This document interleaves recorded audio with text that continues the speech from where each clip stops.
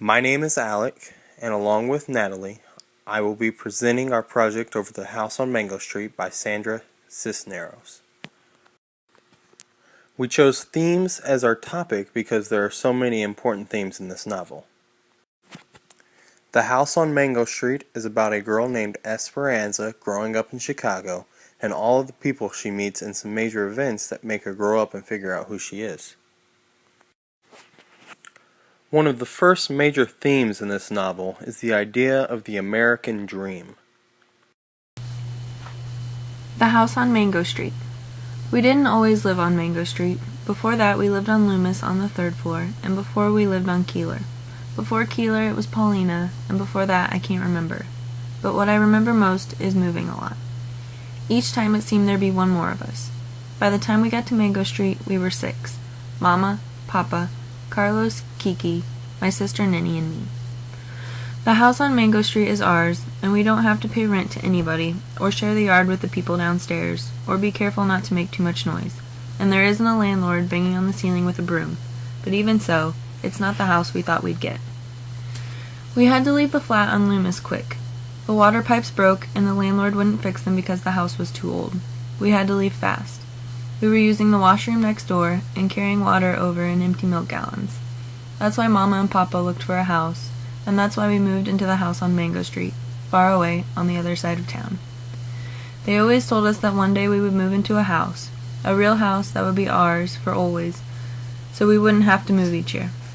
And our house would have running water and pipes that worked, and inside it would have real stairs, not hallway stairs, but stairs inside like the houses on TV. And we'd have a basement and at least 3 washrooms, so when we took baths, we wouldn't have to tell everybody. Our house would be white with trees around it, a great big yard, and grass growing without a fence. This was the house Papa talked about when he held a lottery ticket, and this was the house Mama dreamed up in the stories she told us before we went to bed. But the house on Mango Street is not the way they told it at all. It's small and red with tight steps in front, and windows so small you'd think they were holding their breath. Bricks are crumbling in places, and the front door is so swollen you have to push hard to get in. There is no front yard, only 4 little elms the city planted by the curb. Out back is a small garage for the car we don't own yet, and a small yard that looks smaller between the 2 buildings on either side.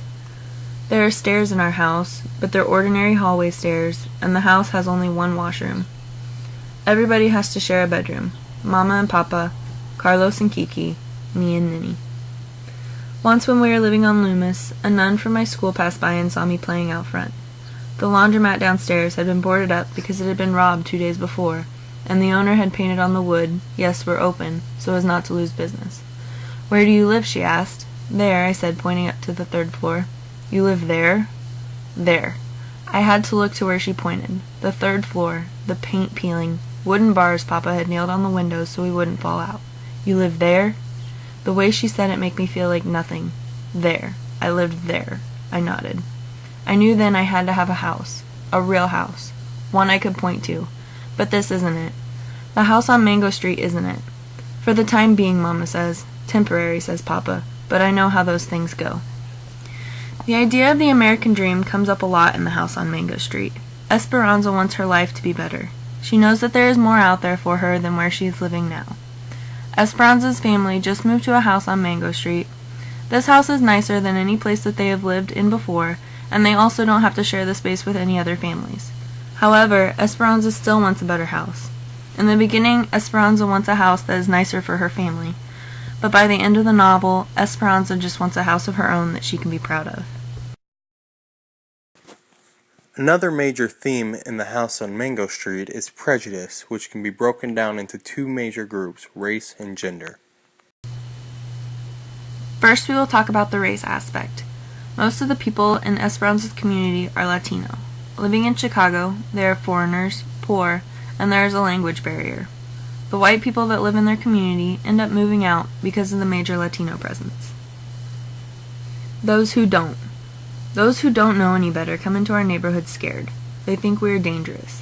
They think we will attack them with shiny knives. They are stupid people who are lost and got here by mistake. But we aren't afraid. We know the guy with the crooked eye is Davy, the baby's brother, and the tall one next to him in the straw brim, that's Rosa's Eddie V. And the big one that looks like a dumb grown man? He's Fat Boy, though he's not fat nor a boy. All brown, all around, we are safe. But watch us drive into a neighborhood of another color, and our knees go shakety-shake, and our car windows get rolled up tight, and our eyes look straight. Yeah, that is how it goes and goes. Gender prejudice is also very prominent. Women don't have much control over their lives in Esperanza's community. Esperanza's great-grandmother was forced to marry. One of her friends gets beaten up all the time by her father while her mother doesn't try to stop it, and Esperanza even gets raped. Unfortunately, the women in Esperanza's community have no power to take control over their lives. What Sally said. He never hits me hard. She said her mama rubs lard on all the places where it hurts. Then at school she'd say she fell. That's where all the blue places come from. That's why her skin is always scarred. But who believes her? A girl that big, a girl who comes in with her pretty face all beaten and black, can't be falling off the stairs. He never hits me hard. But Sally doesn't tell about that time he hit her with his hands, just like a dog. She said, like if I was an animal. He thinks I am going to run away like his sisters who made the family ashamed, just because I'm a daughter, and then she doesn't say. Sally was going to get permission to stay with us for a little, and one Thursday she came with a sack full of clothes and a paper bag of sweetbread her mama sent. And would have stayed too, except when the dark came, her father, whose eyes were little from crying, knocked on the door and said, "Please come back. This is the last time." And she said, "Daddy," and went home. Then we didn't need to worry, until one day Sally's father catches her talking to a boy, and the next day she doesn't come to school, and the next. Until the way Sally tells it, he just went crazy. He just forgot he was her father between the buckle and the belt. "You're not my daughter. You're not my daughter." And then he broke into his hands. Language is another important theme in the house on Mango Street. No speak English. Mamacita is the big mama of the man across the street, third floor front. Rachel says her name ought to be Mama Sota, but I think that's mean. The man saved his money to bring her here. He saved and saved because she was alone with a baby boy in that country. He worked 2 jobs. He came home late and he left early, every day. Then one day, Mamacita and the baby boy arrived in a yellow taxi. The taxi door opened like a waiter's arm. Out stepped a tiny pink shoe, a foot soft as a rabbit's ear, then the thick ankle, a flutter of hips, fuchsia roses and green perfume. The man had to pull her, the taxicab driver had to push. Push, pull, poof. All at once she bloomed. Huge, enormous, beautiful to look at. From the salmon pink feather on the tip of her hat down to the little rosebuds on her toes. I couldn't take my eyes off of her tiny shoes. Up, up, up the stairs she went with the baby boy in a blue blanket. The man carrying her suitcase, lavender hat boxes, a dozen boxes of satin high heels. Then we didn't see her. Somebody said because she's too fat. Somebody because of the 3 flights of stairs. But I believe she doesn't come out because she's afraid to speak English, and maybe that is so, since she only knows 8 words. She knows to say, "He is not here," for when the landlord comes. No speak English, if anybody else comes. And holy smokes. I don't know where she learned this, but I heard her say it one time, and it surprised me. My father says when he came to this country, he ate ham and eggs for 3 months. Breakfast, lunch, and dinner, ham and eggs. That was the only word he knew. He doesn't eat ham and eggs anymore. Whatever her reasons, whether she's fat or can't climb the stairs or is afraid of English, she won't come down. She sits all day by the window and plays the Spanish radio show and sings about all the homesick songs about her country in a voice that sounds like a seagull. Home, home. Home is a house in a photograph, a pink house, pink as hollyhocks with the lots of startled light. The man paints the walls of the apartment pink, but it's not the same, you know. She still sighs for her pink house, and then I think she cries. I would. Sometimes the man gets disgusted. He starts screaming, and you can hear it all the way down the street. "Ay," she says. She is sad. "Oh," he says, "not again." Quando, she asks. I cry, "We are home. This is home. Here I am and here I stay. Speak English, speak English." Ay, Mamacita, who does not belong. Every once in a while lets out a cry, hysterical, high, as if he had torn the only skinny thread that kept her alive, the only road out to that country. And then to break her heart forever, the baby boy, who has begun to talk, starts to sing the Pepsi commercial he heard on TV. "No speak English," she says to the child who is singing, in the language that sounds like tin. No speak English, no speak English, and bubbles into tears. No, no, no, as if she can't believe her ears. The language theme goes along with the prejudice. There is a language barrier for some people in the novel. Some people speak English well, others broken English, and some speak no English at all. For those who don't speak English, it is even harder for them to adjust and make it living in Chicago. Esperanza's name is also important. It means hope, and it is her great-grandmother's name. She loves her great-grandmother's spirit, but does not want to be trapped like she was.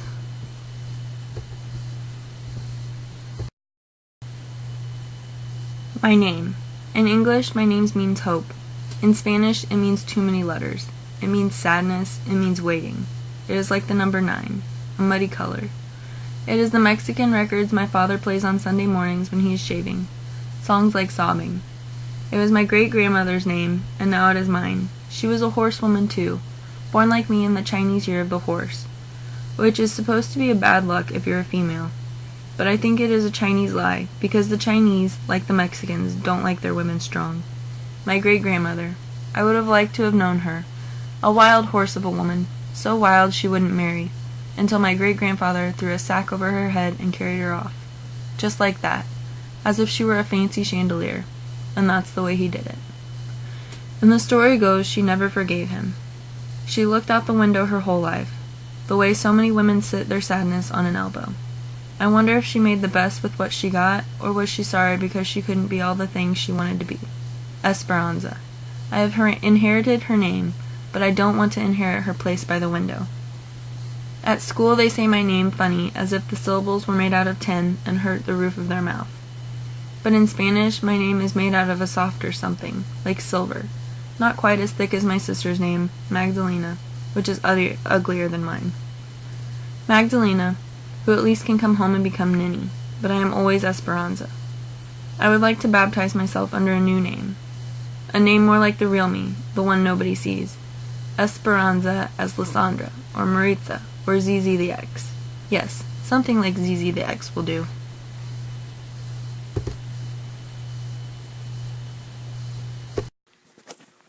Poetry is important with the language theme. It is Esperanza's way of expressing herself. It helps her to understand things in her life better by looking at it differently. Poetry is also a way for Esperanza to escape. When she writes poetry, it's her way of coping with things and realizing things will get better. She plans on getting out, making a better life for herself, and then coming back for the ones left behind and writing about their experiences. On behalf of Natalie Jones, Abby Gard, Kim Rush, and Alec Kelly, thank you for viewing our presentation.